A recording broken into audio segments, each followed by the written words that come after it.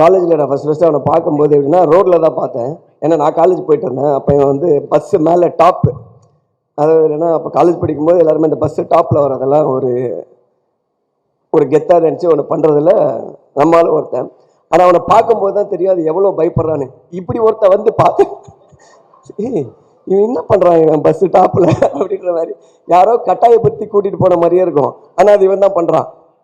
அதுக்கப்புறம் சரி ஓகே இப்படிலாம் இருப்பாங்க போல் காலேஜில் நினச்சி போய் கிளாஸில் உட்காடுறேன். பார்த்தா பக்கத்தில் ஒருத்தன் வந்து உட்காடுறான். டேய் இவனை அங்கே பார்த்தா அதே ஆள் தான் இங்கே வந்து உட்காடுறான்னா, நீங்கள் தானே அது மேலே ஆமாம் எப்படி இருந்துச்சு நல்லா இருந்துச்சு சொல்லி. ஸோ காலேஜ்லேருந்து ரொம்ப புரட்சி தனமாக எதாவது யோசிச்சுட்டே இருப்பான். தனியாக போய் ஒரு நாள் ஒரு பையன் வரான். கீழே மச்சான் கீழே வந்து யாரோ போராட்டம் பண்ணுறாங்க அப்படின்னா. காலேஜில் என்ன போராட்டம் யாருன்னா இவன் தான்டா சினிஷ் தான் போராட்டம். கீழே போய் பார்த்தா தனியாக நின்றுட்டு இருக்கான்.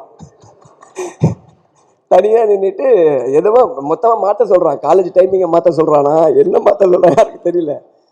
என்னென்னமோ பேசுகிறான். மேலே இருந்து பசங்க சி வா மேலே எங்களை பார்த்து முறைக்கிறான். மேலே பார்த்து முறைச்சிட்டு அதுக்கப்புறம் மேலே என்னென்னமோ கூப்பிட்றோம்.